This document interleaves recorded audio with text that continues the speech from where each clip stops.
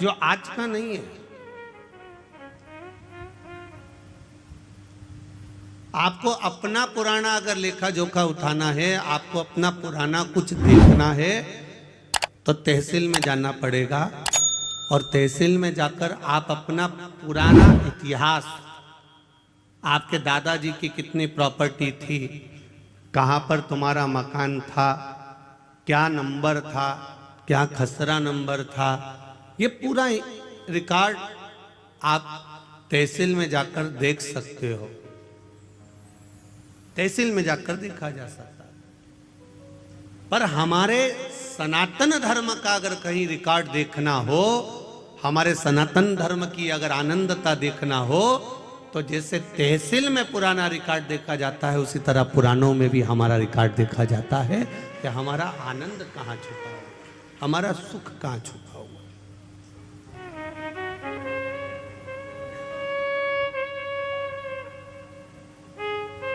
शिव भक्ति सारी समस्या का हल, एक लोटा जल। आप शंकर के द्वार जा रहे हो, शिव के द्वार पर पहुंच रहे हो, शंकर भगवान को एक लोटा जल समर्पित कर रहे हो, एक बेलपत्र अगर आप देवाधिदेव महादेव को चढ़, सहजता है मेरे देवाधिदेव महादेव को तुम्हारी दौलत, तुम्हारी संपदा, तुम्हारा वैभव, तुम्हारा धन, उससे कोई मतलब नहीं। अगर दौलत से मतलब होता मेरे देवाधिदेव महादेव को, तो रावण ने भगवान शंकर से कहा था, भोलेनाथ कैलाश पे रहते रहते तुम्हें बहुत समय हो गया, अब मैं तुमको लंका लेकर जाना चाहता हूं। सोने की लंका में आप रहिए, स्वर्ण की लंका में आप विराजमान रहिए, चलिए मेरे साथ, आप सोने की लंका में चलिए। भगवान जानते हैं कि ये लंका अधिपति रावण है।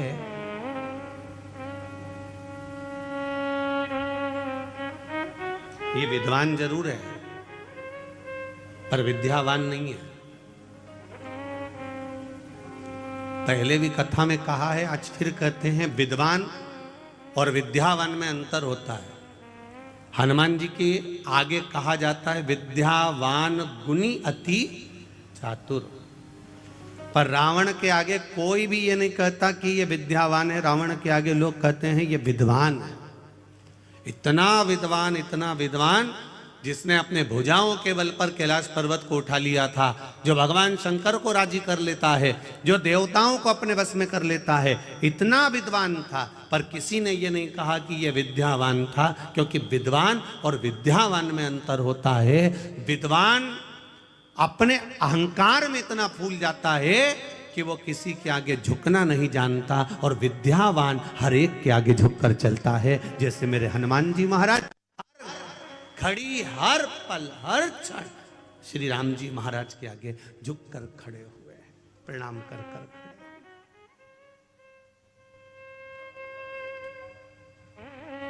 मेरे राम जी महाराज के आगे मेरे हनुमान जी महाराज हमेशा नम्र होकर झुककर खड़े। क्यों? क्योंकि विद्यावान गुणी अति चातुर। विद्या, जिसके भीतर विद्या सही तरह से प्रवेश कर जाती है, जो ज्ञान पूर्ण तरह से आनंदित कर कर प्राप्त कर लेता है, वो झुकना सीख जाता है।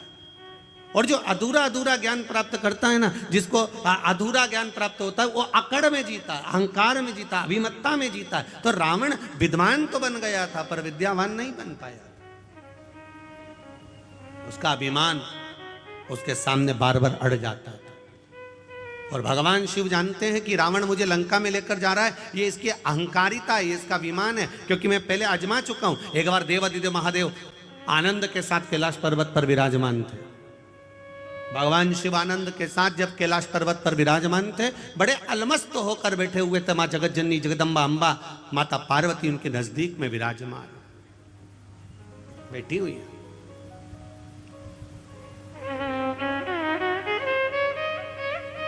विशर्वा बाबा के पुत्र कुबेर भी हैं, और विशर्वा बाबा के पुत्र लंकाधिपति रावण भी हैं। कुबेर के पास में पूरा लंका का राज्य था, पर कुबेर को रावण का जो व्यवहार था वो अच्छा नहीं लगता था। इसलिए कुबेर ने हाथ जोड़कर अपने पिताजी से कह दिया कि मुझे ये लंका का राज्य नहीं चाहिए, मैं ये छोड़ कर जा रहा हूँ, मैं अलग कोई अलकापुरी का निर्माण कर कर उसमें मैं विराजमान हो जाऊंगा। और कुबेर चले गए, आनंद के साथ रहने लगे। जब रावण की सत्ता लंका पर आ गई और लंका पर जब सत्ता आई, जब वैभव प्राप्त हो गया, तब रावण ने उपद्रव मचाना प्रारंभ कर दिया, क्योंकि अभिमान इतना समाया हुआ था, अहंकार इतना समाया हुआ। एक बात अपने जीवन में उतार कर रखिएगा,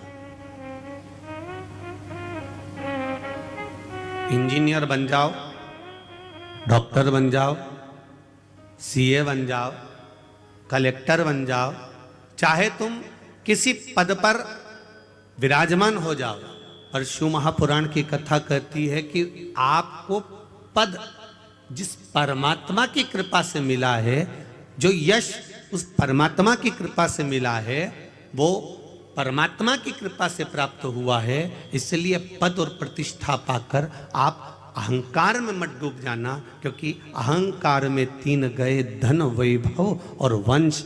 ना मानो तो देख लो रावण, कौरव और कंस, ये तीनों अहंकार में चले जाते हैं, ये तीनों अभिमत्ता में चले रहे। आप इंजीनियर बनिए, मना नहीं, आप कलेक्टर बनिए, मना नहीं, आप एसपी बनिए, मना नहीं, आप डॉक्टर बनिए, मना नहीं है, पर कहीं इतना अभिमान, इतना अहम, इतनी अहंकारिता हमारे भीतर प्रकट ना हो जाए कि जिसके बल पर हम पुनः फिर नीचे आ जाए। वो अभिमत्ता हमारे भीतर नहीं आना चाहिए।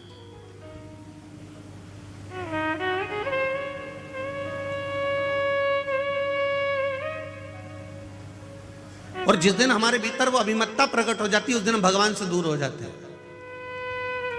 हम परमात्मा से दूर। जब अभिमत्ता चली जाती है, फिर हम परमात्मा के करीब में आ जाते हैं, वापिस पुनः भगवान के पास।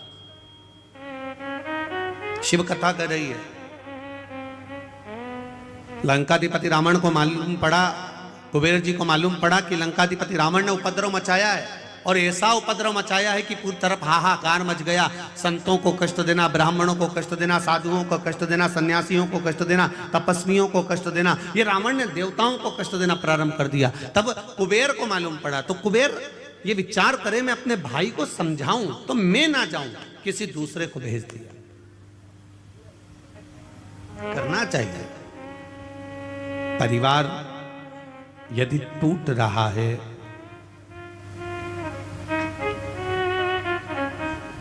राष्ट्र यदि बिखर रहा है, अभी परम पूज्य गुरुदेव ने कहा कि राष्ट्र को आपको और हमको संभालना पड़ेगा। ये पूज्य गुरुदेव अभी कहे, कोई दूसरा नहीं संभालेगा, आपको स्वयं संभालना है, आपको स्वयं निभाना।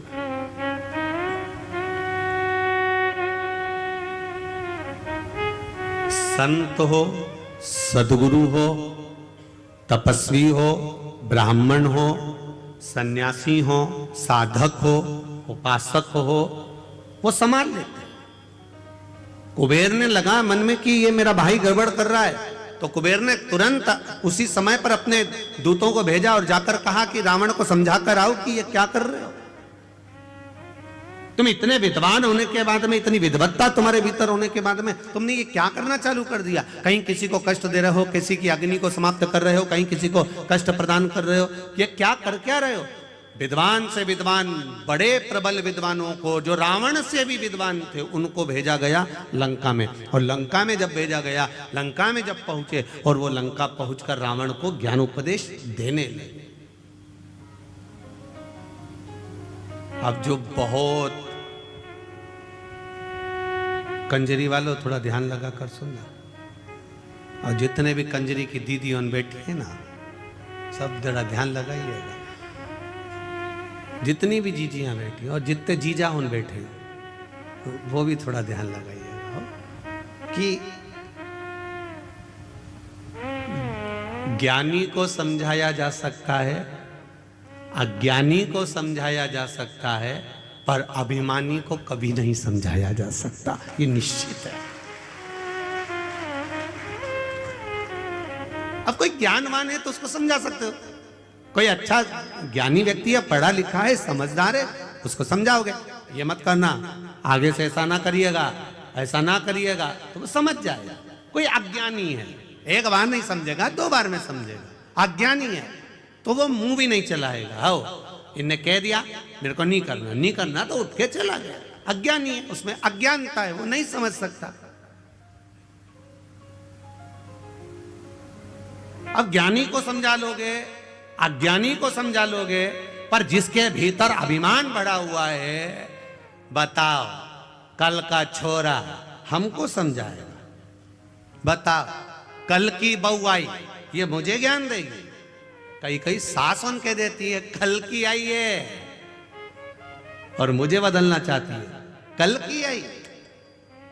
मतलब इसके भीतर ये अभिमान भरा हुआ है, अहंकार भरा हुआ है, और ये अभिमान जब तक भरा हुआ है तब तक ये सुधर नहीं सकता। इसलिए ज्ञानी को समझाया जा सकता है, अज्ञानी को समझाया जा सकता है, पर जिसके भीतर अभिमान भरा है उसको समझा सकोगे क्या? बोलो तो जम के जरा, समझा पाओगे? नहीं समझा सकते। आप कितना ही प्रयास करो समझा नहीं समझ सकते। सास कह रही है गुड़ को गर्म कर, उसमें तिल्ली भूंज के डाल दे, लड्डू बन जाएगा। पर बहू नहीं, मैं तो गुड़ को फोड़ूंगी, उसमें कच्ची तिल्ली बिना सीखी डाल दूंगी और ऐसे ऐसे गोल गोल करके लड्डू बना दूंगी, हो गई संक्रांति, लड्डू तैयार।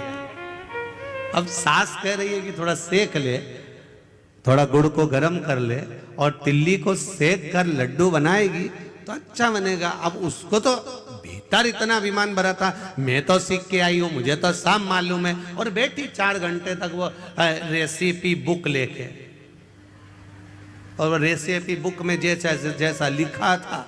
और ऐसा जरूरी नहीं है कि कभी कभी रेसिपी बुक भी गड़बड़ कर जाती है। एक नई नवेली बहू आई और सास ने उसको कह दिया बेटा मेरा मन कर रहा है, मेरा मन कर रहा है, तू एक काम कर थोड़ी सी आइसक्रीम बना ले, मेरा मन कर रहा। बहू ने कहा मम्मी तुम भी क्या आइसक्रीम खाना? अब भी बनाती हूँ। उसने तुरंत अटैची में से रेसिपी बुक निकाली, 2 किलो दूध धीमी आंच पे रखो, गैस चालू करो, फिर धीरे धीरे उसको हिलाओ। अब वो हिलाते हिलाते उसमें बेकिंग पाउडर डालो, और क्या क्या डलता है तुम्हें मालूम होगा, इलायची का पाउडर डालो, फिर धीरे धीरे उसका पूरा रेसिपी बुक तैयार करी। अब वो तैयार करा, और तैयार करने के बाद में फिर उसने पढ़ा 1 घंटा फ्रिज में रखो। अब ये गई और करी आई जो जैसा जैसा लिखा था। 2 घंटे के बाद सास ने फ्रिज खोला, और फ्रिज खोला तो बहू को आवाज लगाया, बेटा ओ बेटा, बहू हाँ मां इधर आ, ये मंदिर का घंटा फ्रिज के अंदर किसने रखा? बहू तुरंत पल्लू लेके बोली मां मैंने रखा है। क्यों? बुक में लिखा था 1 घंटा फ्रिज में रखो, इसमें लिखा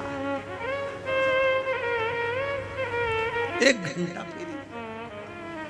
सास ने बुक को लिया और माथा से ठोका, अरे ओ पगली, वो बुक में लिखा था जो तूने घोल बनाया था उसको 1 घंटा फ्रिज में रखना था, तू मंदिर का घंटा लाके फ्रिज में रख दिया।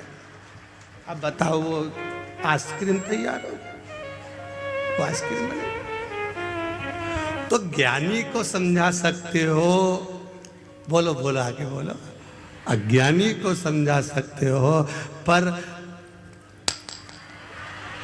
वो तो बढ़िया एकदम तन्न होकर अब अभिमानी को नहीं समझा सकते कि साहब ये रेसिपी ऐसी बनेगी। तुम समझा, उसको समझाना मुश्किल।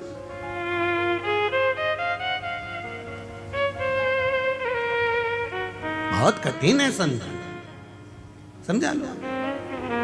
अब रावण को भी समझाने के लिए भेजा तो कुबेर ने भेजा किसको? अपने विद्वान विद्वान गुप्तचरों को भेजा कि जाकर रावण को समझाओ। वो समझे तब तो, समझ जाता तो क्या बात था। नाना समझाया, विभीषण ने समझाया, मंदोदरी समझाई, पर समझे तब तो। स्वयं लंकाधिपति रावण को भगवान शिव ने समझाया, पर समझे तब तो। भगवान नारायण कई बार समझा दिए, देवऋषि नारद ने समझाया, इंद्र ने समझाया। ऐसा कोई देवता नहीं था 33 कोटि देवी देवता में जिसने लंकाधिपति रावण को नहीं समझाया। सब ने समझाया, ब्रह्मा जी ने बार बार समझाया, पर समझे तब।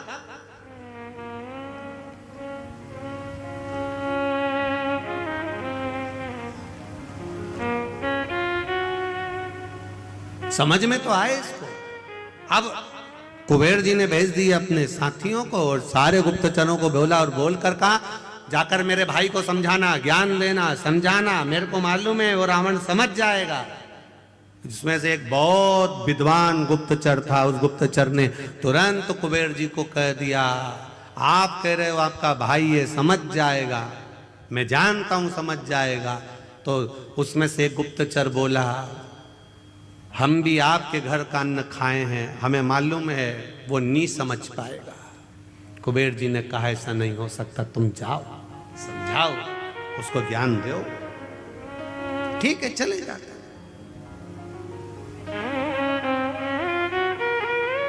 बहुत मिलेंगे आपको भी। अभी अभी कंजरी में तुम कथा चालू हुई, आज तो पहला दिन है।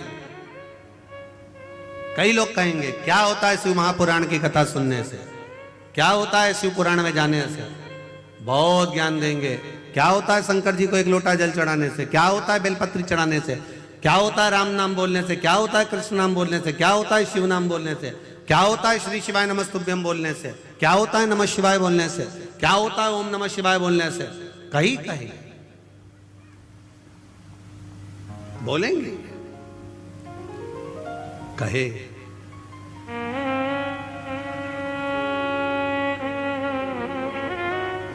महाराज उनको एक बात जरूर कहना,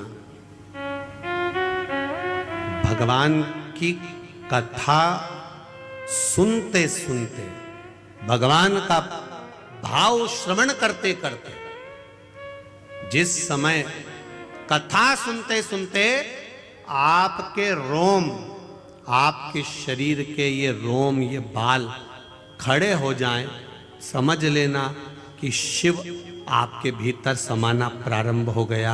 अगर कथा सुनते सुनते आपके रोम उमंग से भर जाएं, कथा सुनते सुनते आपके ये बाल, आपके ये रोम खड़े हो जाएं, तो समझ लेना कि तुम्हारी दुख की घड़ी में शिव खड़ा होना प्रारंभ हो गया। ये कथा तत्व है, ये रस तत्व है, ये कोई सहजता नहीं। भक्ति का बल बढ़े, भक्ति का आनंद बढ़े, भाव बढ़े, तो परमात्मा हमारे साथ खड़ा हुआ है। मैंने तेरे भरोसे ओ बाबा, तेरे भरोसे हवा बिच उड़ती जावांगे, बाबा डोर हटो छठेला में घटी जावांगी, भोले मैं तेरी पतन, शंभो मैं तेरी पतन, हवा बिच उड़ती जावांगी, बाबा डोर हटो छठेला में कटी जावांगी। समझाया उसको जाए जिसके भीतर अभिमान ना। ज्ञानी होगा समझ जाएगा, ज्ञानी होगा आज नहीं समझा कल समझ जाएगा, पर अभिमानी होगा इसको कितना भी समझाया जाए ये कभी नहीं समझ सकता। कंजरी वालों पर कितनी कृपा राघव जी की हुई है, कितनी कृपा राम जी की हुई है। माघ महीना, गुप्त नवरात्रे, और माँ जगत जननी पावागढ़ वाली की कृपा की टेकरी के नीचे ये शिव महापुराण की कथा। विचार करिए जरा।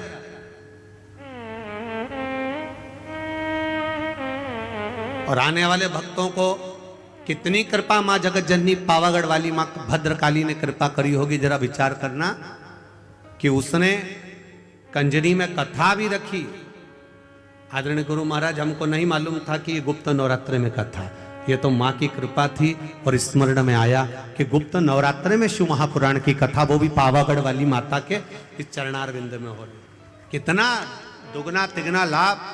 संतों का दर्शन हो रहा है, राम जी का आनंद प्रसाद, महाप्रसाद भी रखा। जो आए हुए भक्त हैं, जो रुकने वाले भक्त हैं, उनके लिए जो महाप्रसाद की व्यवस्था रखी। हमने पूज्य गुरुदेव जी से पूछा, संत जी से पूछा कि यहाँ पंडाल के आसपास भोजन भंडारा कहाँ रखा आपने? तो महाराज जी बोले, गुरु जी वो भोजन भंडारा तो राम जी के चरणों में रखा है, राम जी के चरण। मतलब भोजन बनाने वाला भी हलवाई नहीं है, भोजन बनाने वाला भी कोई दूसरा नहीं है। सीता जी रसोई बना रही है, राम जी खुद खड़े होकर बनवा रहे हैं। जरा विचार करिए, कथा कितनी, अभी तक के समय में जितनी कथा हुई है उस कथा में ये कुछ हटकर ही है। जहां गुप्त नवरात्रे में माँ पावागढ़ वाली के चरणों में, भद्रकाली माता के चरणों में, और राम जी स्वयं रसोड़ा चलाए और ये कथा हो जाए, इससे बढ़कर सुख और क्या चाहिए। और ये कथा करवाने वाला भी कोई दूसरा नहीं। गर्भ में बच्चा था जो दीदी हैं, और गर्भित बालक को और उनकी माता को, दोनों को कोरोना का क्रम, और डॉक्टर कह रहे हैं कि बड़ा मुश्किल है, परंतु इनके इंडिया से, भारत से जो उनके रिश्तेदार थे, उसने कह दिया तू एक काम कर, मैं विदेश में भी श्री शिवाय नमस्तुभ्यं बोल, शिव की कथा सुन, हो सकता है बच जाए। और बाबा की कृपा से वो बालक बाबा की करुणा से आनंद पाया। और साथ में एक बहन और जिसके पति को भी तकलीफ हो गई और बाबा ने उसको साध लिया। दोनों बहनों ने मिलकर बड़े आनंद के साथ ये शिव महापुराण की कथा करे थे। बड़ा आनंद है, ये कोई साधारण नहीं है। समझाओ, मेरा आपसे भी निवेदन है, जो बहू तुमसे समझ जाए उसको समझा लो। जिसको समझा सकते हो उसे समझाओ। जो अभिमान में फूल गया उसको समझाने की जरूरत नहीं है, क्योंकि तुम उसे समझा सकते ही नहीं हो, चाहे कितना ही प्रयास करो, कितना प्रयास करोगे, हो ही नहीं सकता।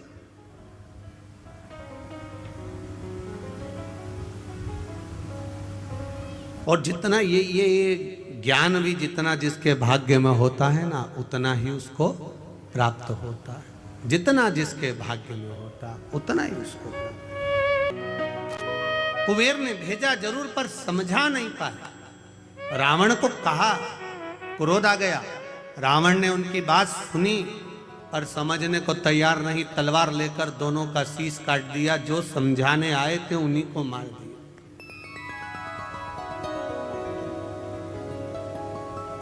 हमारी भी आदत है, कोई अगर समझाता है, ज्ञान देता है, तो हम भी शीश नहीं काटते, उसकी बात काट देते हैं। हमारी भी आदत है। पर कभी विचार करिए, कभी अपने जीवन में इस बात को उतारने का प्रयास करना कि कोई सद्गुरु, कोई संत, कोई साधु, कोई सन्यासी, कोई तपस्वी, कोई साधक, कोई भगवंत, कोई साधना करने वाला, भजन करने वाला, कोई घर का बुजुर्ग, वयो वृद्ध, बड़ा हमको समझाता है तो हमारे नुकसान के लिए नहीं, हमको उन्नति की सीढ़ी पर चढ़ाने के लिए समझाता है।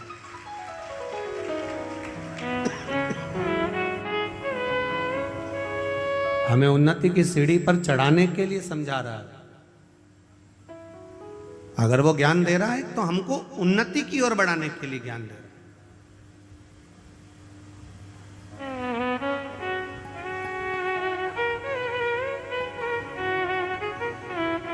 समझा नहीं लंकाधिपति, उठाया तलवार, चल दिया कुबेर के उस अलकापुरी में और जाकर इतना उपद्रव मचाया, सबको मार गिराया, पुष्पक विमान को छुड़ा लिया।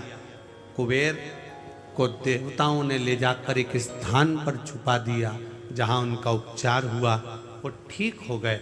अब पुष्पक विमान पर बैठकर लंकाधिपति रावण अपने मन के अनुसार चलने वाले, मन की गति से बराबर से भी तीव्र चलने वाले पुष्पक विमान पर बैठकर घूमने चल दिया। अब देखिए शिवपुराण क्या कह रही है। अब चला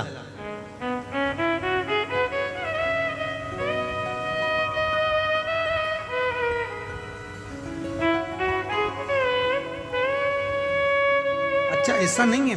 पुष्पक विमान पर जब वो बैठा,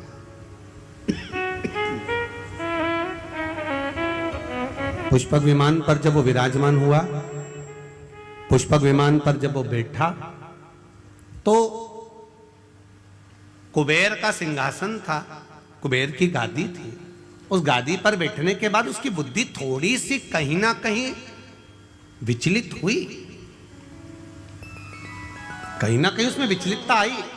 बैठा वो, क्यों कहते हैं तीर्थ में जाकर बैठो, क्यों कहते हैं सदगुरु के चरणारविंद में बैठो, क्यों कहते हैं कथा में जाकर बैठो, क्यों कहते हैं किसी पवित्र नदी के तट पर जाकर बैठो, क्यों कहते हैं जहां संतों ने तप करा हो, साधुओं ने तप करा हो, सन्यासियों ने तप करा हो, कहीं तपस्या साधना करी हो, उस स्थान पर जाकर बैठो। क्यों कहते हैं कहीं धुपाड़ा जल रहा हो, हजारों वर्ष का, सालों निकल गए, उस धुनी को रमते रमते संतों को उस धुनी के पास जाकर बैठो। क्यों कहा जाता? उस स्थान पर बैठने का फल कुछ अधिक प्राप्त हो जाता। जैसे समझो उसको,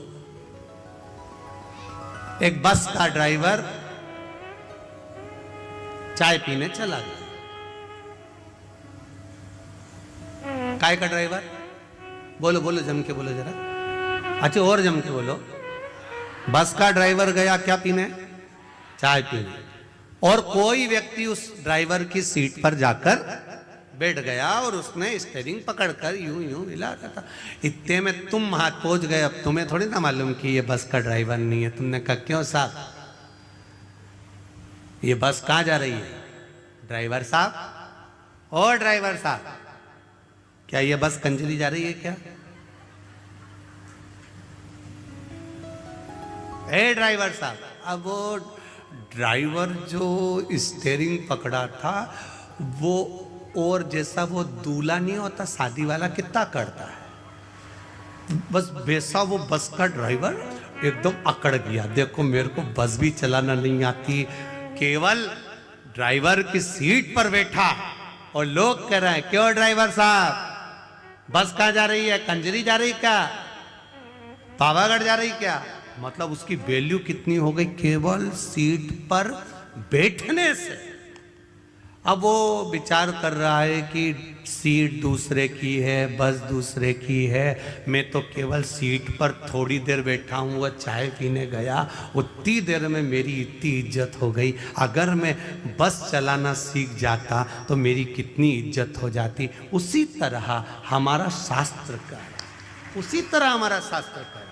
जब हम जरा सी देर किसी मंदिर में जाकर बैठते हैं तो लोग कहने लगते हैं क्यों पंडित जी कैसे हो?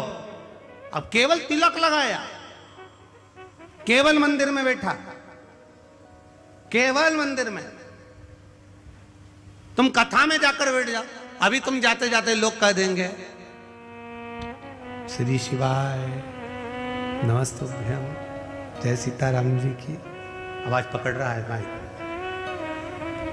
जय सीताराम जी की, श्री शिवाय नमस्तुभ्यम, तुरंत कहने लगे, तुरंत। फिर कोई से बात होगी तो कह देंगे साहब वो तो भगवान की कथा में रमी रहती है, उसको तो कथा इतनी अच्छी लगती है कि कहीं पर भी हो न वो दौड़ के चली जाए। तो कोई कहेगा वो तो संतन हो गई रे, भगवान तो हो गई, वो तो सन्यासन हो गई, वो तो साधु हो गई।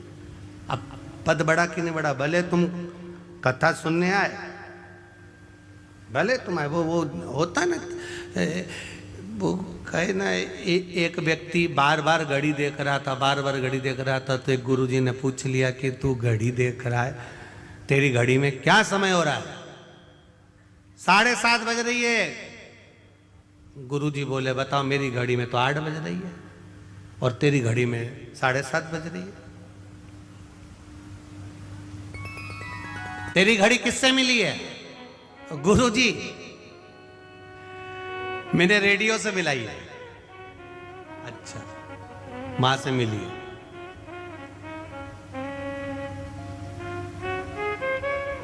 अब फिर उन्होंने दूसरे से पूछा, तेरी घड़ी में देख 9 बज रही है, तूने किससे मिली? कहां से मिली? कहीं नहीं, ससुराल से मिली। गुरुजी बोले ये ससुराल से तो मिली है, पर मिली किससे है? ये तो मालूम होना चाहिए कि रेडियो से मिली, कि टेलीविजन से मिली, कि काय से मिली। तो कि गुरुजी कहीं से नहीं मिली, ये मेरे ससुराल से मिली। हमेशा पीछे ही चलती है, हमेशा पीछे चलती है। ससुराल की जो चीज मिले तुम ध्यान रखना इस चीज के लिए, भले अलमारी हो, वॉशिंग मशीन हो, चाहे फ्रिज हो, चाहे मिक्सर हो। मिक्सर का खटका चालू करके छोड़ दो, थोड़ी देर बाद चलेगा, फिर चलेगा। एकदम मिक्सर नहीं उठता। उसी तरह सास को भी अंदाजा लगा लेना चाहिए कि बहू पर एकदम प्रेशर नहीं देना। एकदम प्रेशर दिया तो ये नहीं चलेगा। ये ससुराल से मिली है तो धीरे से चल, इसको धीरे से संभाल कर चलो। बेटा, घर अपना है, परिवार अपना है, रोज इतनी रोटी बनाकर मत फेंका कर, रोज इतनी सब्जी मत फेंका कर। धीरे धीरे उसको चलाओगे तो वो चल जाएगी। और तुमने एकदम टूट पड़ी ने एकदम बोल दिया क्या तेरे पिताजी के घर से लाई है जो इतना फेंक रही है, फिर तो पास में पावागढ़ वाली माता है, नजदीक में। इतनी देर हालो लो कंजरी वालों और झाबुआ वालों, तुम इतनी देर तो करते ही नहीं हो, तुरंत प्रकट हो गई। उतनी देर में तो प्रकट, तुरती देर लगेगा, उतनी देर का लगे।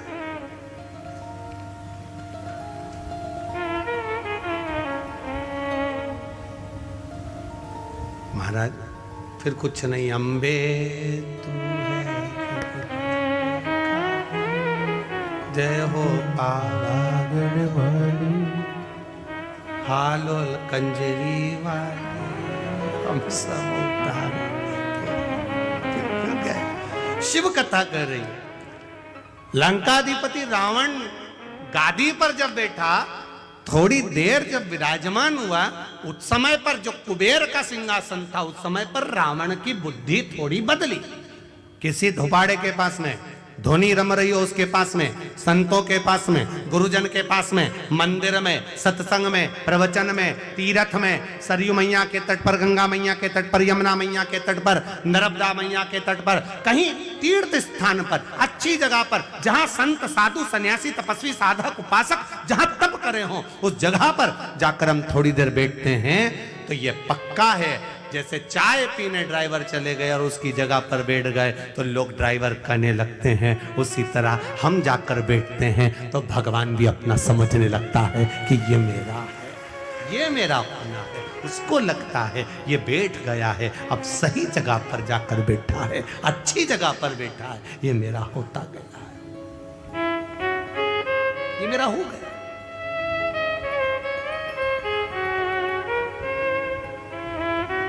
कितनी अविरल भक्ति।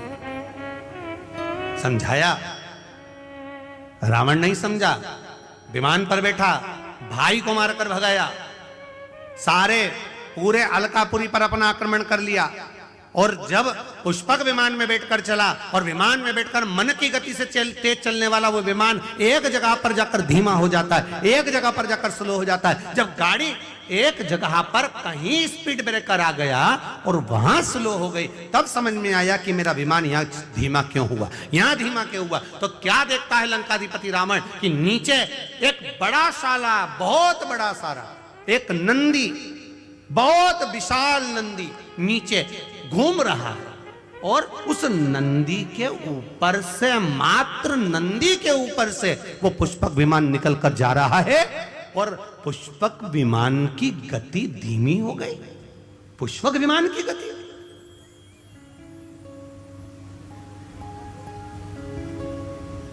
रावण के साथ में जितने लोग बैठे थे उस पुष्पक विमान में, सब रावण से कहने लगे, महाराज ये तो मन की गति से तेज दौड़ने वाला पुष्पक विमान है, फिर आखिर ये धीमा कैसे हो गया, ये स्लो कैसे हो गया, इसकी स्पीड कम क्यों हो गई, इसकी गति कम क्यों हो गई। रावण कहता है मुझे समझ में नहीं आ रहा, पर नीचे एक बड़ा सारा नंदी घूम रहा है, वो नंदी घूम रहा है इसलिए इसकी गति थोड़ी कम हो गई है। तो जितने बैठे थे, अब रावण इतना अहंकारी था तो उसको ज्ञान देने वाले कितने अहंकारी होंगे।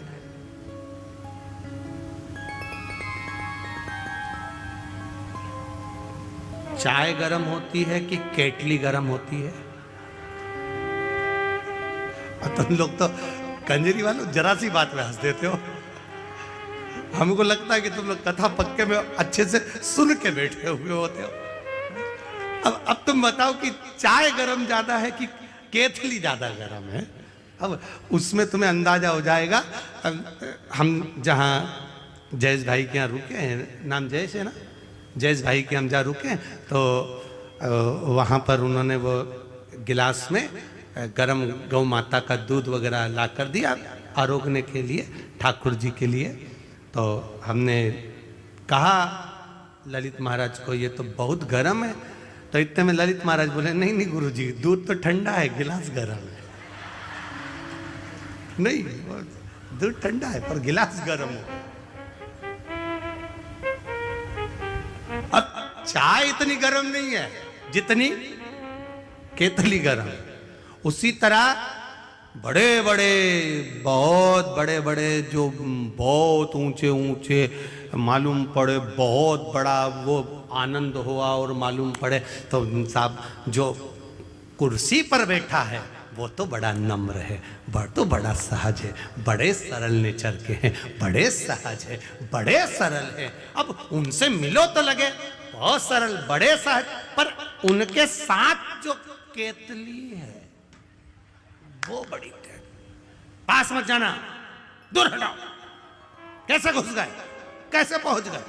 इतने में जो कुर्सी पर बैठा, शांति रख, एक केतली, थोड़ा रुक, अभी रुक, चाय ठंडी है, कोई बात नहीं, आन दो, आराम से आन दो, दर्शन करने दो, भक्त हैं, भगवान के हैं, प्रिय हैं, पर केतली हट, दूर हट, क्या है, दूर हटो, वहां जाओ, वहां बैठो, वहां करो।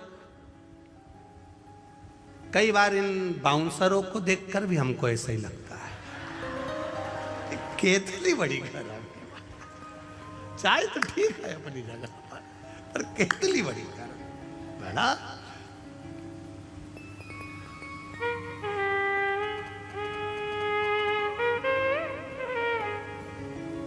अभी हम आ रहे थे महाराज जी, तो आते आते अयोध्या वाले महाराज जी आए हैं, बहुत सटीक रहना।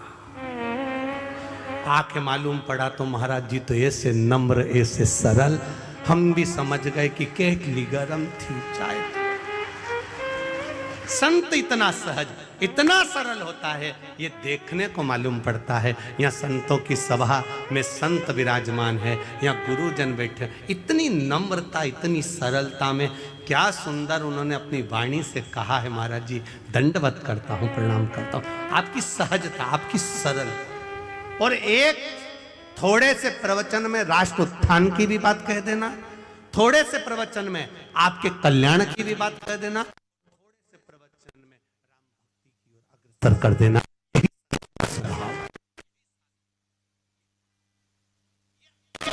अमूल्यता का आनंद है, ये रस तत्व। और किस्मत वाले हो, कंजित हो, भाग्यशाली हो आप, जो हमारे बीच में इन पूज्य गुरुदेव का दर्शन अयोध्या से यहाँ चलकर हुआ है। ऐसा लगता है राम स्वयं आए, वृंदावन से कृष्ण स्वयं आए, ऐसा लगता है मेरा राघव यहाँ पहुंच गए। ये तत्व हमारे भीतर, ये सुख हमारे।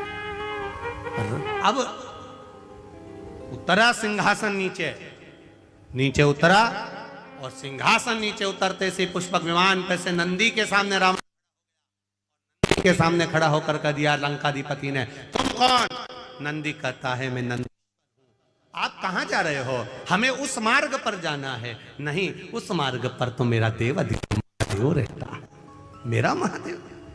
रावण कहते हैं कि ये महादेव रह रहे हैं। हाँ, तो वो तो भस्म रमाने वाला, जटाजूड़ बांधने वाला, मृगछाला पहनने वाला, गले में रुद्राक्ष की माला पहनने वाला, सर्प गले में धारण करने वाला, बिच्छू पहनने वाला, एक साधारण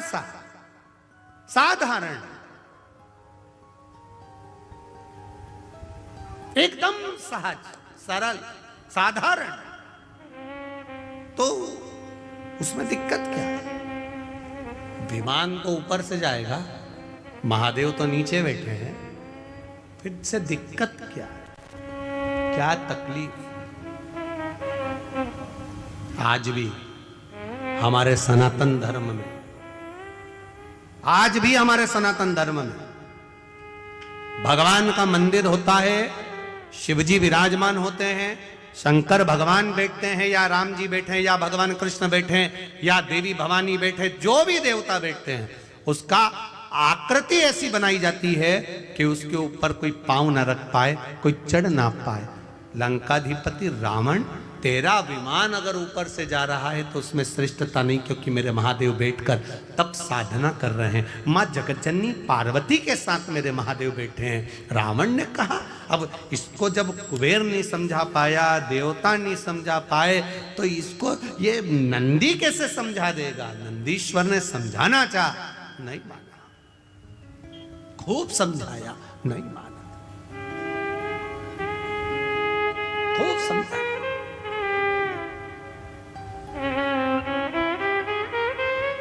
नहीं माना, क्रोध आ गया।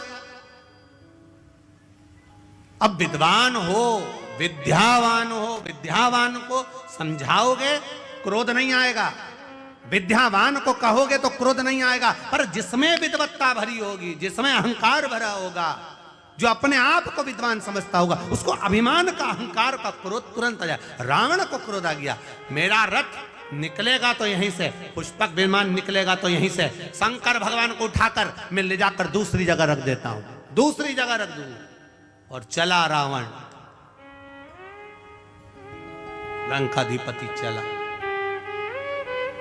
जहां शंकर पार्वती जी, मेरे देव अधिदेव महादेव मां जगज्जननी के साथ विराजमान थे। लंकाधिपति रावण ने उसी कैलाश पर्वत को हाथ में उठाना, उठाकर एक कोने में रख दूंगा, और मेरा रथ, मेरा विमान यहीं से निकलेगा।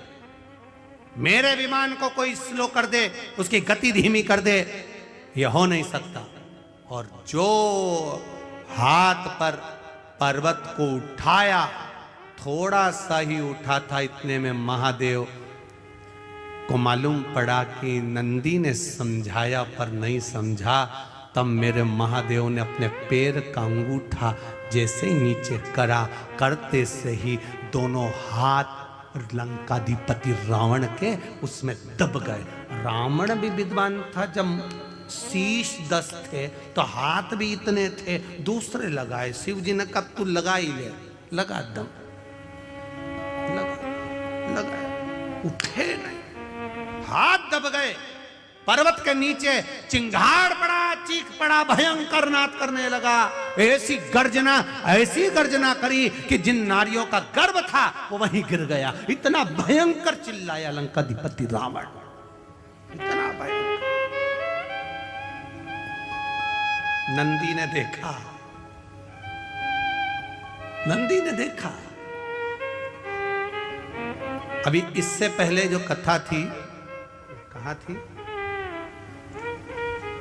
परभणी महाराष्ट्र में, उसमें आपको एक बात कही थी, वक्ता से समझ जाओ तो ठीक है, नहीं तो वक्त जब समझाता है तो अच्छे अच्छे को हिलाकर रख देता है।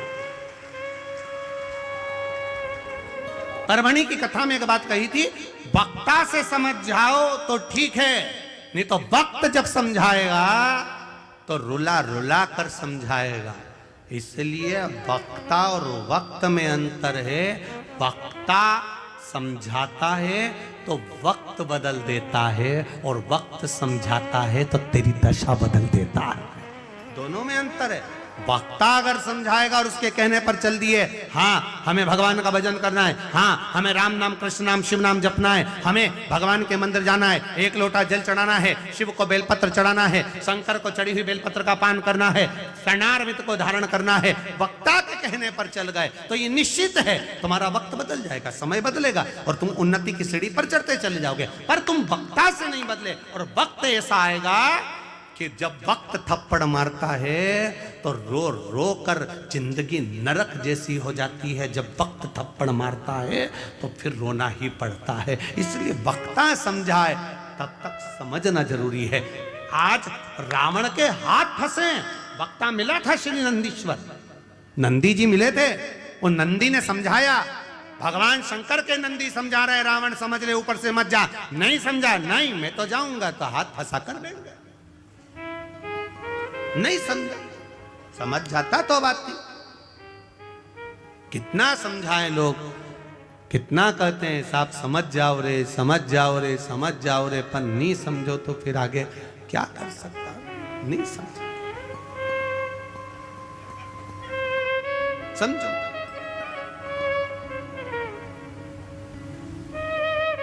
अब बैठे नहीं, रावण चीख रहा है, हाथ दबा हुआ है, चिंगाड़ रहा है, चिल्ला रहा है, फिर कोई नहीं आया। तब वो नंदी जो वक्ता था, जिसने ज्ञान दिया था, समझाया था, वो नंदी आया और नंदी ने आकर कहा, रावण मैंने तुझे समझाया था, तू समझता क्यों नहीं है, तू क्यों नहीं समझा।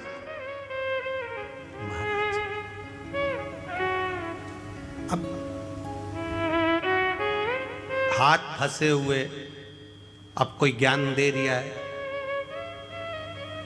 अब रावण क्या कह रहा है, एक बार निकलवा दो प्लीज, एक बार ये हाथ निकल जाए।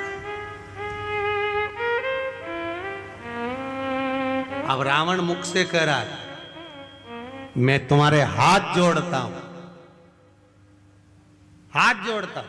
ये उसी में का हाल है जो भगवान कृष्ण ने, एक गोपी रोज निंदा करती थी भगवान कृष्ण की, खूब जाकर चुगली करती मैया यशोदा जी से खूब।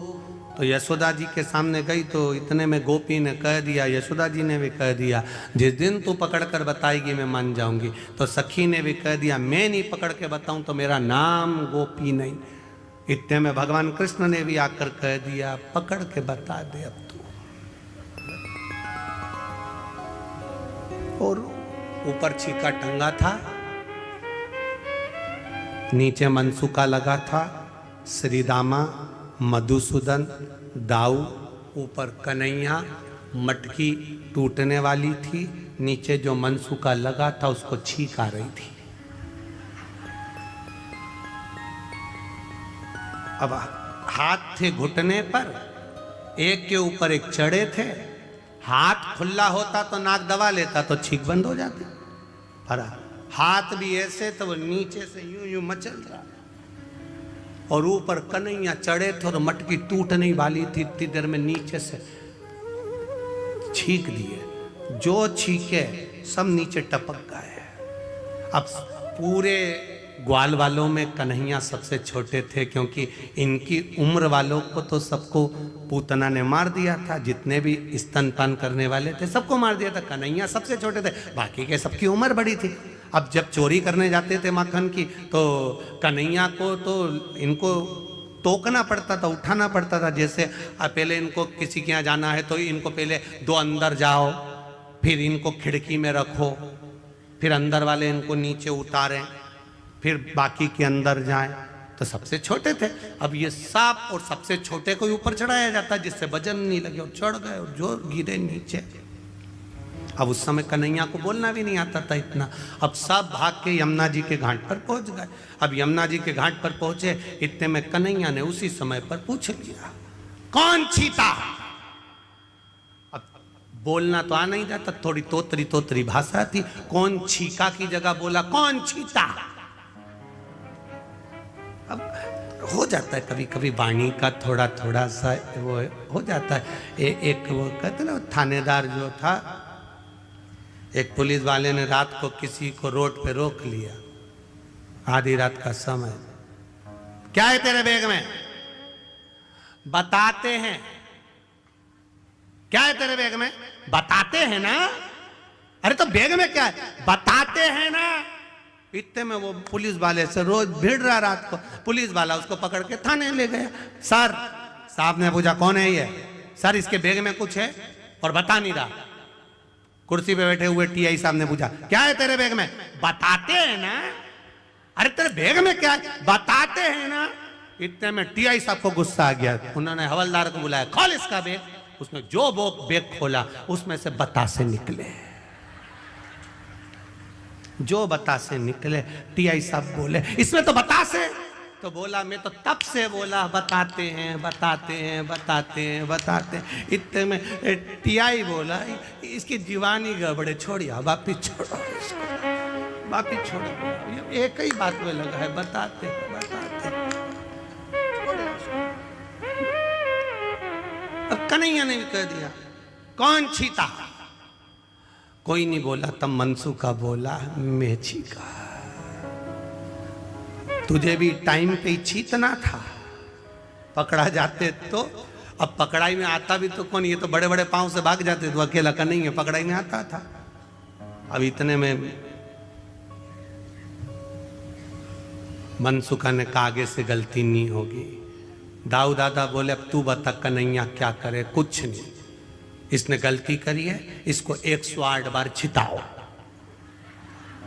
अब इसको 108 बार छिताए कैसे? तो के नंद बाबा ऐसी कपास की बाती बनाते थे और पलंग पे बैठकर खटिया पे बैठ के नाक में डालते थे और छींकते थे, ऐसे छिताओ। अब मनसूखा की नाक में जो बाती दी मनसूखा छींके, 10-20 बार छींक लिया। मनसूखा के बाप की सौगंध खाऊं, कभी नहीं छींकूंगा, कभी नहीं छींकूंगा, अब नहीं छींकू कभी। अब गोपी कहे, अब जब हाथ फंस गया लंकाधिपति का, अब कह रहा है कि मैं तुम्हारे हाथ जोड़ता हूं। तो नंदी ने मन में सोचा इतनी देर से मैं समझा रहा था, समझ नहीं पा रहा था, अब हाथ फंस गए तब समझ में आ रहा है, और हाथ भी दब गए तब कह रहा है कि मैं तुम्हें प्रणाम करता हूं, मैं तुम्हें नमन करता हूं, मैं तुम्हें दंडवत करता हूं। अब कह रहा है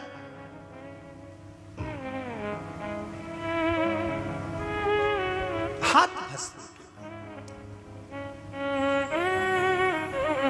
हम जब पूरी तरह से फंस जाते हैं, बुरी तरह से फंस जाते, तब फिर हमको याद आता है कि हमें भगवान की शरणागति में जाना है, आखिरी में, अंत में। और अगर हम पहले ही पहुंच, एक पत्र आया है बड़ा सुंदर, देखिए।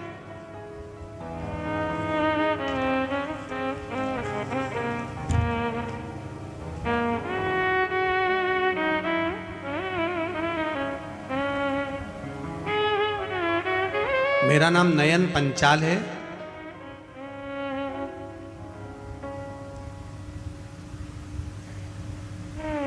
अहमदाबाद वस्त्रापुर से हूँ। मोबाइल नंबर ये कहाँ है? आप ही हैं? दोनों हाथ हिला दो एक बार। श्री शिवाय नमस्तुभ्यम, श्री शिवाय नमस्तुभ्यम। मंत्र का क्या बखान करूं मैं, शब्द नहीं है। हम कनाडा टोरंटो में थे, वहीं मेरी पत्नी को पीलिया हुआ, उसे अस्पताल में भर्ती किया गया। डॉक्टर ने बताया कि इसे तो पेट में गठान है और कैंसर की है। कनाडा टोरंटो के बड़े से बड़े हॉस्पिटल में दिखाया गया और उसको कैंसर और कैंसर की गठान बताई गई। हम उसे इंडिया लेकर आए, यहाँ के डॉक्टरों को भी हमने चर्चा करी, उन्होंने भी कह दिया इसको ऑपरेशन करना पड़ेगा, इसके पेट में गांठ है और वो कैंसर की है। तब मेरी पत्नी की एक सहेली, उसने बताया कि श्री शिव महापुराण की कथा आस्था चैनल पर आती है, कभी समय मिले तो उसको सुनो और शंकर भगवान पर एक लोटा जल चढ़ाओ, श्री शिवाय नमस्तुभ्यम का जाप करिए और एक बेलपत्र शिव पर चढ़ी हुई भगवान शंकर से कहकर कि बाबा आप महामृत्युंजय हो और आप दुनिया के दुख हरने वाले हो, मेरा भी दुख, मेरा भी कष्ट हरिए, बाबा से प्रार्थना करें। तब हम शिव जी पे चढ़ा हुआ जल चढ़ाने लगे, अहमदाबाद के डॉक्टरों को दिखाने लगे। डॉक्टरों ने कहा इसका ऑपरेशन करना जरूरी है और तभी डॉक्टरों ने कहा इसको जॉन्डिस कैंसर की, इसको कैंसर जो है वो जो गठान है वो पीलिया के अंतर्गत हुई है और वो बड़ी है और कैंसर तो है ये निश्चित है। तब उसका इलाज चालू हुआ और बाबा की कृपा से हमने भी इलाज करते करते बड़ौदा की कथा जो हुई थी उस कथा को श्रवण किया। कथा सुनने पर हमने बाबा से प्रार्थना करी, बाबा विनती करते हैं इसकी गठान निकले मना नहीं, पर कैंसर ना निकले, ऐसी कृपा कर दीजिए। बाबा की कृपा ऐसी हुई, जब इलाज चालू हुआ गठान को निकाला गया तब बाबा की कृपा से उसको चेक करने के लिए भेजा। तो बाबा से हमने विनती करी थी अगली कथा जब पावागढ़ की होगी, अगर इसको कैंसर नहीं निकला तो हम कथा सुनने के लिए आएंगे, और कैंसर नहीं निकला हम कथा श्रवण करने के लिए आएंगे। जाना था हमको भी कनाडा वापिस, पर शिव महापुराण की कथा पावागढ़ की सुनकर जाएं, क्योंकि बाबा ने कैंसर से बचाया है। अब ठीक है, श्री शिवाय नमस्तुभ्यम बैठिए। हर हर। शिव तत्व ही ऐसा था, जब हम कष्ट में घिर जाए, तकलीफ में घिर जाए, तब हमें परमात्मा याद आता।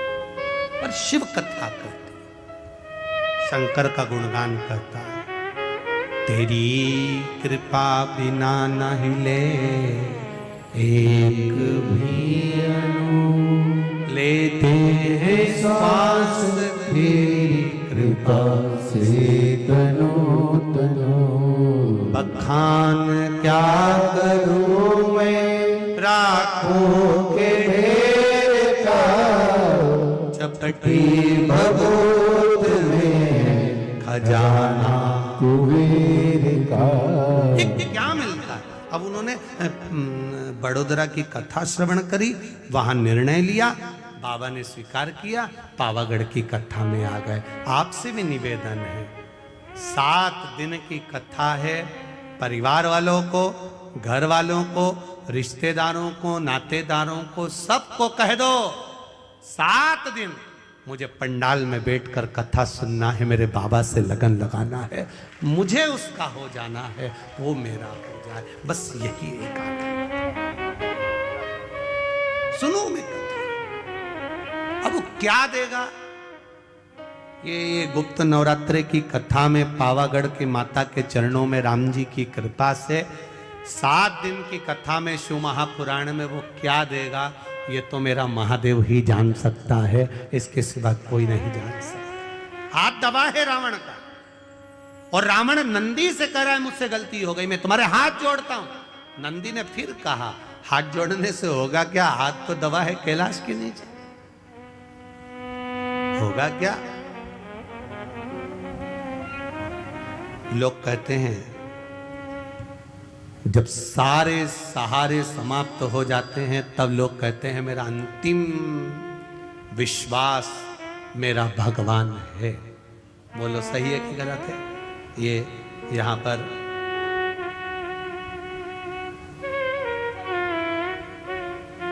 राहुल कुमार जी बैठे हुए हैं। राहुल जी कल और जयंती भाई जी बैठे हुए हैं, संजय कुमार जयंती भाई जी। तो जब महाराज जी इन्हीं के स्वास्थ्य में गड़बड़ हो गया था। संजय जी कहे भयंकर कोरोना, भयंकर तकलीफ, हॉस्पिटल। डॉक्टर ने भी जवाब दे दिया। जब इनकी धर्म पत्नी की आंख में जल भर गया कि अब कुछ भी नहीं बचा, तब महादेव उसे प्रार्थना करी।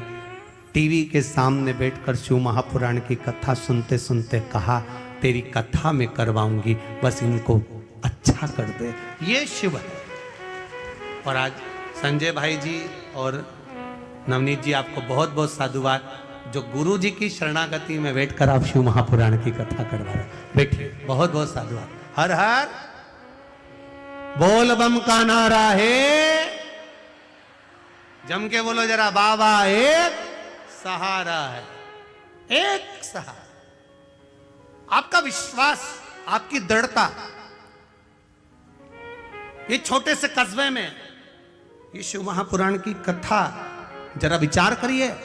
जो भूतों ना भविष्य थे, कभी सोचा ही नहीं होगा कंजरी वालों ने, हालोल वालों ने कभी नहीं सोचा होगा कि कथा हमारे क्षेत्र में हो जाएगी। पर भगवान ने ये मौका दिया है, तो इस मौके में जब गेंद आई है तो ऐसा चौका लगा लो कि ग्राउंड के बाहर ऐसा चौका लगा लिया। मौका दे भगवान तो भजन का ऐसा चौका लगाओ, ऐसी भक्ति का चौका लगाओ कि भगवान भी कहे कि ये मेरा आनंद सुख पा रहा है। हाथ दब गया लंकाधिपति का, रावण का हाथ दबा, चीख रहा है, चिल्ला रहा है, पर वो निकल नहीं रहा। नंदी से कहा, नंदी मुझसे गलती हो गई, मैं तेरे हाथ जोड़ता हूं, क्षमा मांगता हूं। नंदी कहते हैं मुझसे क्षमा मांग कर क्या करोगे, मुझसे क्षमा मांग कर क्या करोगे। गलती वक्ता कभी नहीं कहेगा कि आप मुझसे क्षमा मांगो, वक्ता कहता है कि आप शिव की शरणागति में जाइए।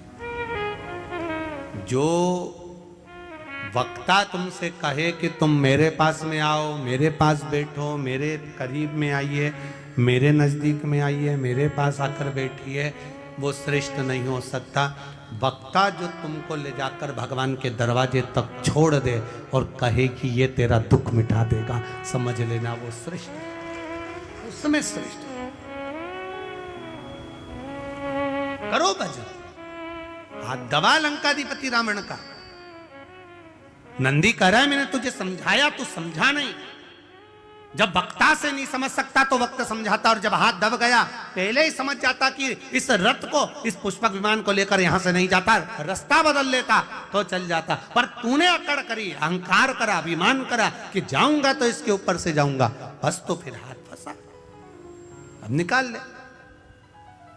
नहीं बोला, नंदी जी भी नहीं बोले, शंकर भगवान ने इशारा कर दिया नंदी को, तू बोलना ही मत, दबे रहने दे इसको, दबे रहने दे।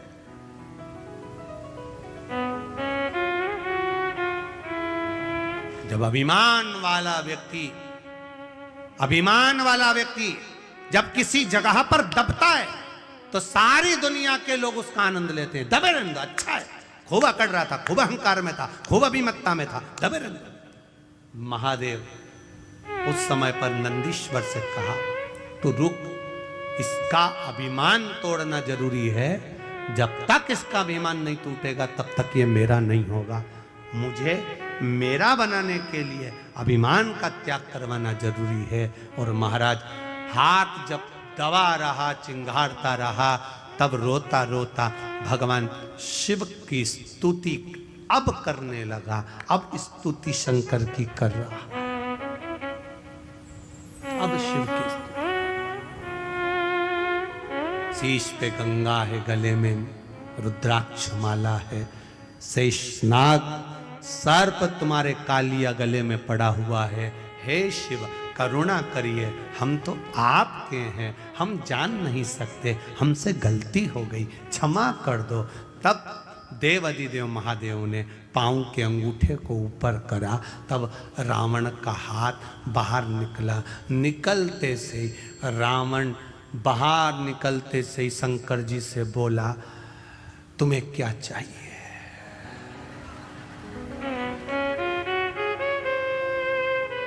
अब बताओ,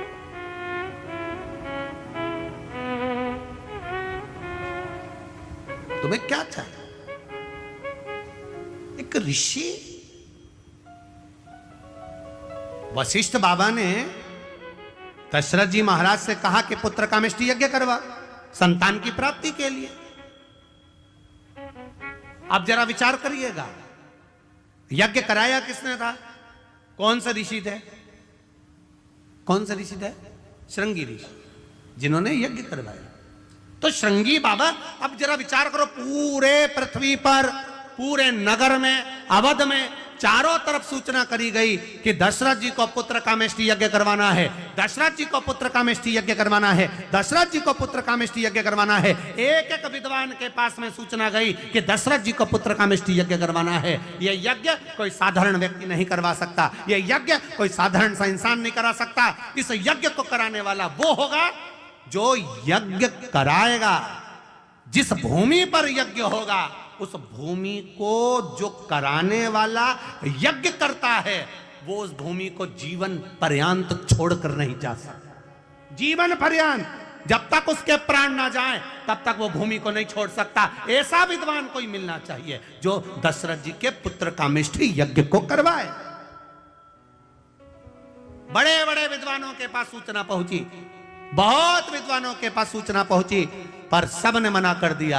हम पुत्र कामेष्टि यज्ञ नहीं करवा सकते, हम करवाएंगे तो हमको वहां रहना पड़ेगा जीवन पर्यंत। यज्ञ कर्ता को जीवन पर्यंत उस भूमि पर रहना पड़ेगा, पांव बाहर नहीं निकाल सकता, उसी जगह पर रहना पड़ेगा। कहां जाऊं?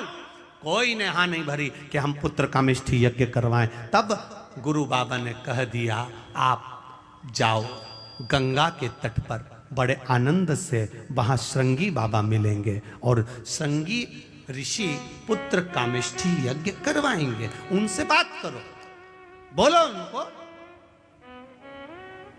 कहो उनको, करो विनती।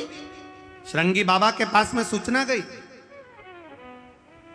पर यज्ञ के लिए भूमि वो चुनी जाए, पुत्र कामेष्टि यज्ञ के लिए वो भूमि चुनी जाए जिस भूमि को श्रृंगी बाबा को दिया जाए और श्रृंगी बाबा उस भूमि पर जीवन पर्यंत रहे। श्रृंगी बाबा ने कहा, मैं अपनी भूमि को छोड़कर नहीं जा सकता, अगर यज्ञ करूंगा तो इस श्रृंगेरपुर में करूंगा, इसी जगह पर करूंगा।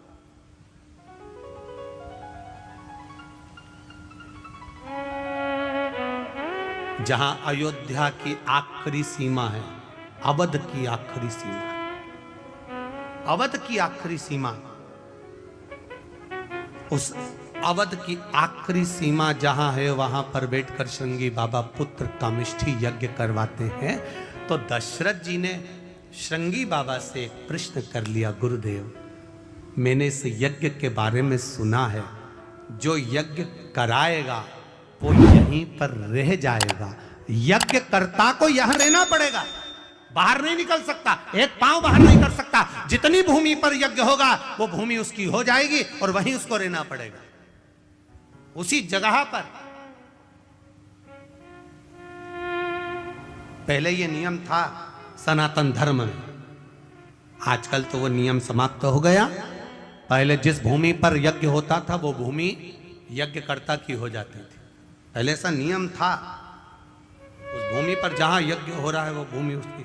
अब वो नियम चला गया, समाप्त हो गया। ऋषि श्रृंगी बाबा ने कहा, अगर मेरे यज्ञ करवाने से, अगर मेरे यज्ञ करवाने से बैकुंठ अधिपति नारायण पृथ्वी पर आ जाए तो इससे बढ़कर खुशी क्या होगी मेरे लिए, इससे बढ़कर आनंद क्या होगा मेरे,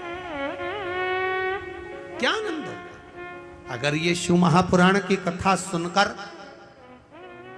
50 लोगों में से अगर 10 का भी अगर आनंद हो जाए और 10 का भी जीवन सवर जाए तो उससे बढ़कर शिव महापुराण की कोई दक्षिणा नहीं हो सकती, कोई आनंद नहीं हो सकता, सवर जाए। अगर इन संतों के आने से, इन साधुओं के आने से, गुरुजनों के आने से, अगर इनके दर्शन से, इनके प्रवचन से, इनके शब्द से 5 भी अगर संवर जाएं तो उससे बढ़कर कोई सुख नहीं हो सकता, उससे बढ़कर कोई आनंद नहीं हो सकता। करो भजन,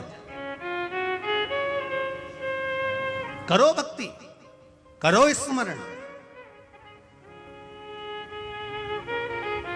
दूसरा प्रश्न फिर दशरथ जी ने करा श्रृंगी बाबा से, गुरुदेव आप यज्ञ करा रहे हो, आप यज्ञ करता हो, इस यज्ञ को करने में कितना समय लग जाएगा, इस यज्ञ का समय कितना है? तब गुरुजी ने कहा, श्रृंगी बाबा बोले, जब भक्ति करने बैठो, भजन करने बैठो, स्मरण करने बैठो, कीर्तन करने बैठो या दान करने के लिए बैठो, तब समय मत देखो, घड़ी मत देखो और कीमत मत देखो कि दान की गई वस्तु कितने की थी, उसकी कीमत का नहीं देखो, घड़ी नहीं देखो, समय नहीं देखना। भगवान के भजन करने का समय नहीं देखा जाता, माला जपने का समय नहीं देखा जाता, ठाकुर जी के श्रृंगार का समय नहीं देखा जाता, भगवान के दर्शन का समय नहीं देखा जाता, कथा श्रवण करने का समय नहीं देखा जाता, संत सदगुरु की शरणागति में जाने का समय नहीं देखा जाता। क्यों? इनके लिए समय की सीमा क्यों नहीं होती? क्योंकि मौत का भी कोई समय नहीं होता कि किस समय पर मृत्यु आएगी।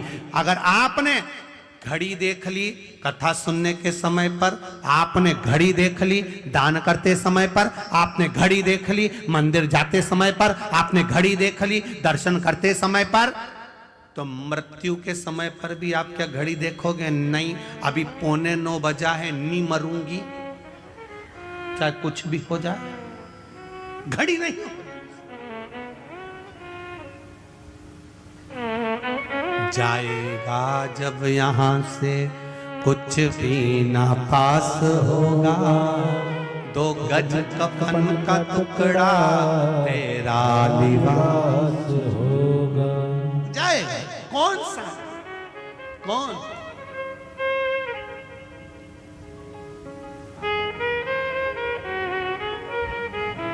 महाराज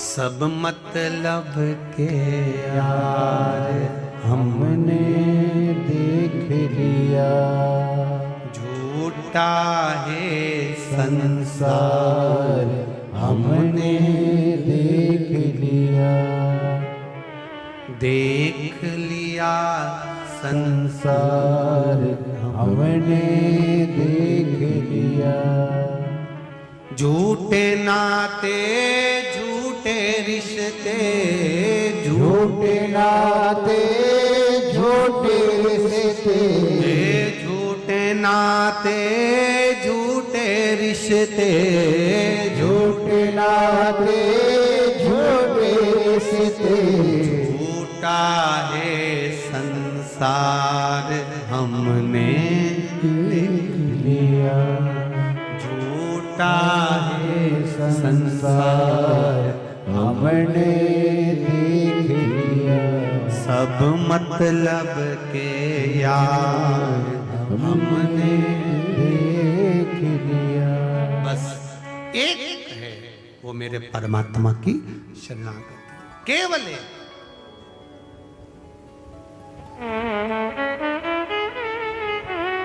और अंत समय प्रभु, बोलो सब बोलो, सबको याद है? हाँ बोलो जरा जम से, अंत समय आना पड़ेगा, वचन दिया तो निभाना पड़ेगा, आए ना आए प्रभु कुटुंब कबीला, अंत समय प्रभु आना पड़ेगा, वचन दिया तो निभाना पड़ेगा, अंत समय प्रभु आना पड़ेगा, वचन दिया तो निभाना पड़ेगा। अंत समय कोई आए ना आए, परिवार कुटुंब कबीला नाते रिश्ते, कौन आया ना आया, आप जब आता है।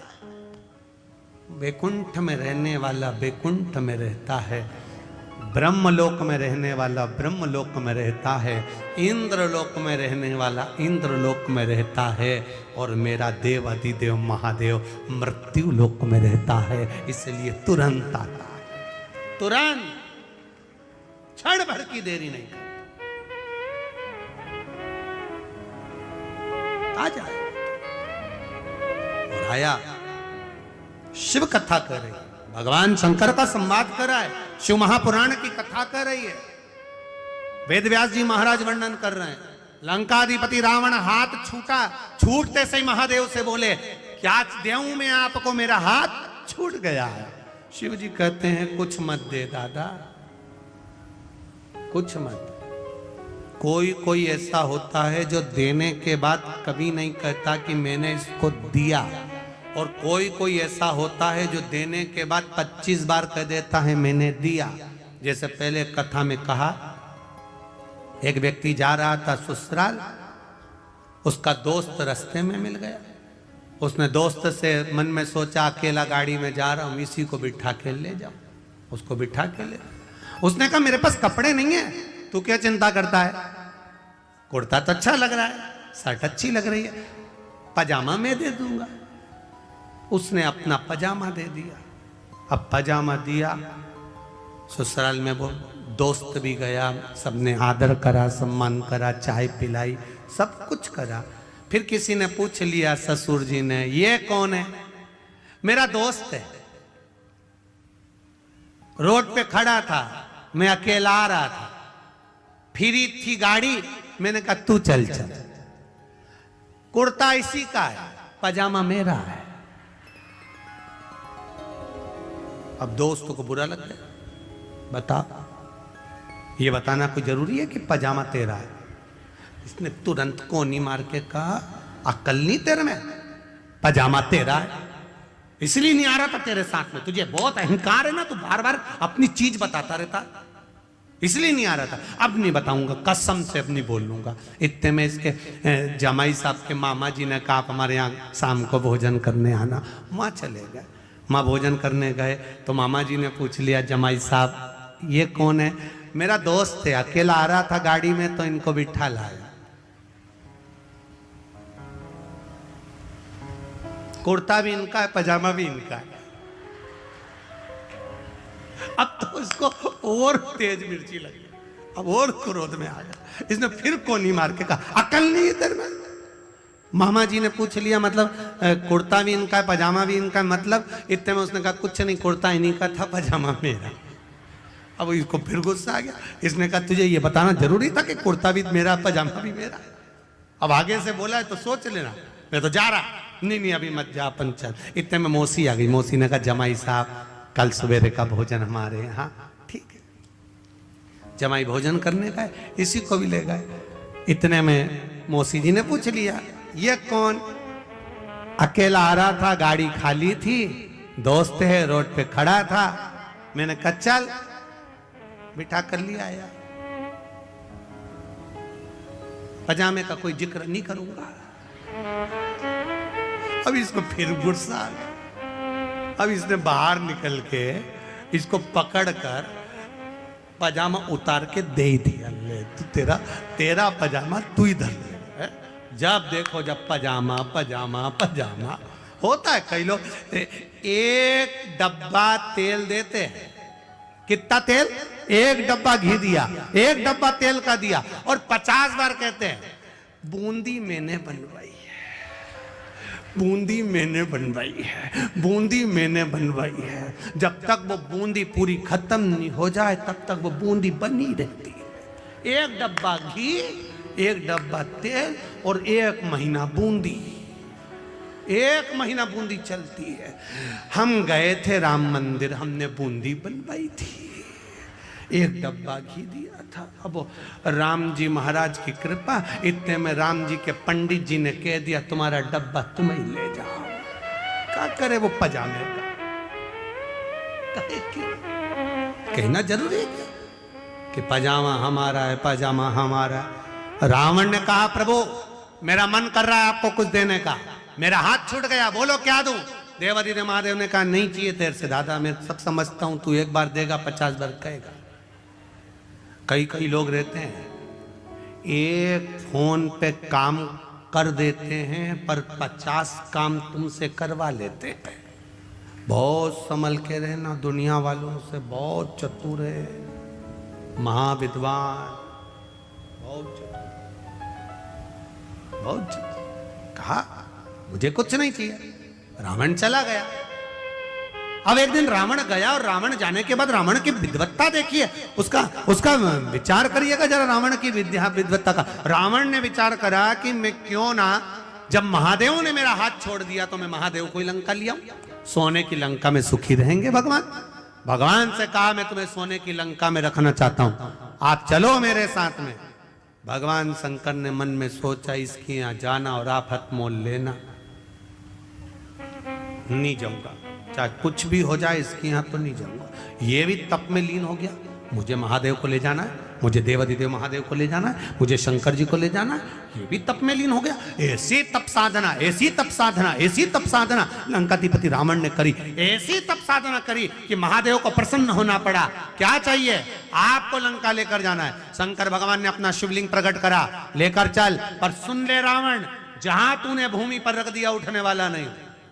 मानना तो वाला है ही नहीं था, दे दिया शिवलिंग। रावण लेकर शिवलिंग को चला, चलते चलते बीच में समय आ गया, रावण को संध्या करना थी। इसने सोचा करूं क्या। रावण ने देखा शिवलिंग, शंकर भगवान ने भेज दिया गणेश जी को, बेटा अपने पिता के थोड़े से काम आ जाओ, जरा जाओ। रावण शिवलिंग को नीचे रखने लगे तो तू गोदी में ले लेना।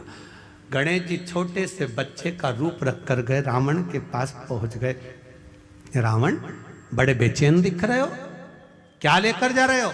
शिवलिंग लेकर जा रहा हूं। क्या करना है? मुझे संध्या करना है। संध्या करना है? हाँ, तो ये शिवलिंग कहाँ रखूं? बच्चे ने कह दिया मुझे दे जाओ, आके मुझसे ले लेना, आप संभाल लोगे, आओ। रावण ने शिवलिंग गणेश जी के हाथ में दे दिया। रावण संध्या करने चले गए। गणेश जी तो गणेश जी थे, उन्होंने उस शिवलिंग को नीचे ही रख दिया और गणेश जी ने नीचे रखकर जल चढ़ाना प्रारंभ कर दिया। श्री शिवाय नमस्तुभ्यं, श्री शिवाय नमस्तुभ्यं, ओम नमः शिवाय, ओम नमः शिवाय। रावण आए तो उन्होंने देखा ये तो नीचे रख के पूजन कर रहा है। छोरा,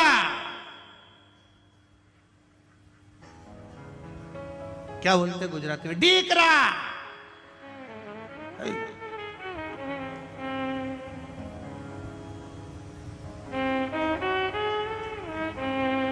गणेश जी ने पूछ लिया केम छो? अब वो भी पूछे तो पूछा क्या हुआ, क्या है, कैसे हो, क्या हुआ? ये नीचे क्यों रख दिया?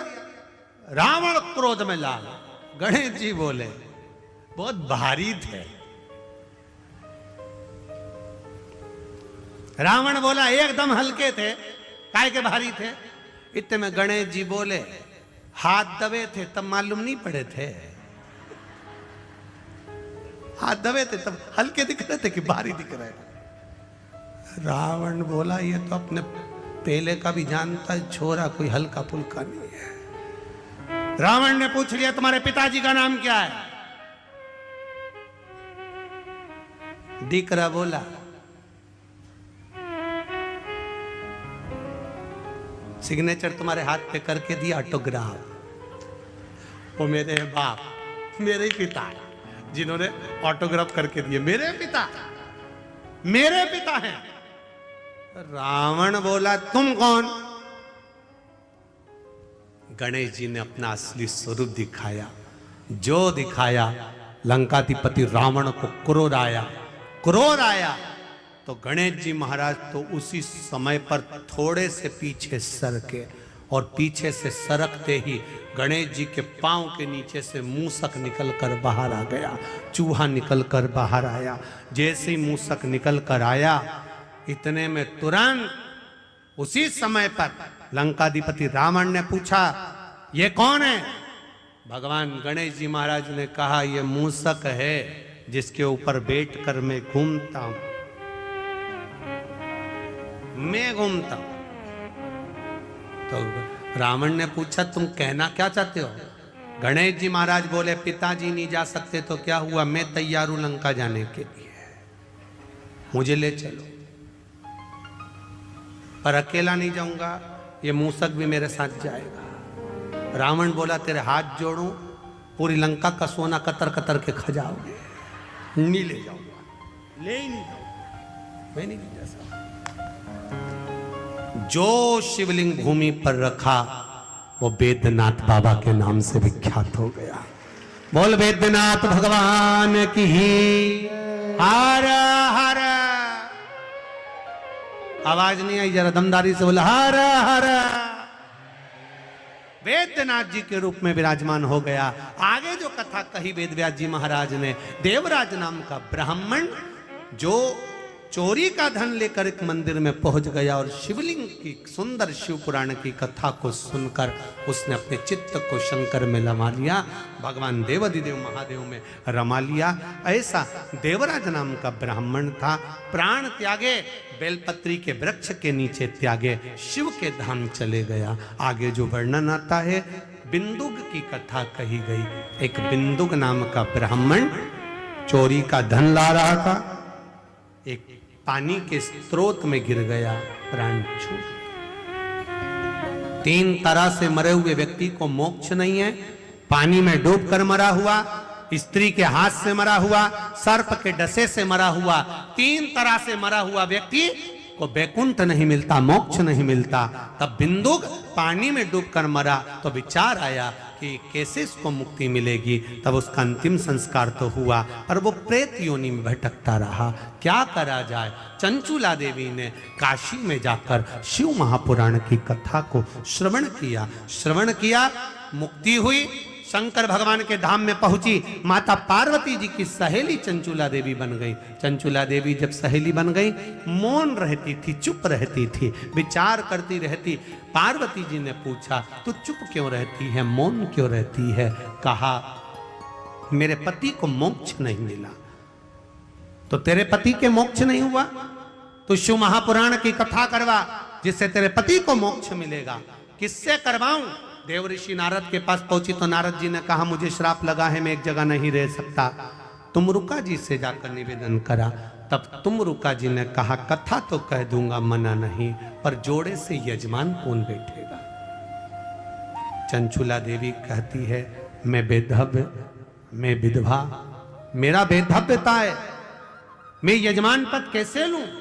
जानकर देवाधिदेव महादेव से प्रार्थना करी। शिव जी ईश्वर जी बने, पार्वती जी गौरा जी बनी। ईश्वर जी और गौरा जी बनकर, गणा और गौर बनकर शंकर पार्वती पधार रहे हैं। जोरदार ताली बजाकर स्वागत करें शिव पार्वती का। ईश्वर जी और गौरा जी के रूप में देवाधिदेव महादेव भगवान शिव आनंद के साथ पधार रहे हैं।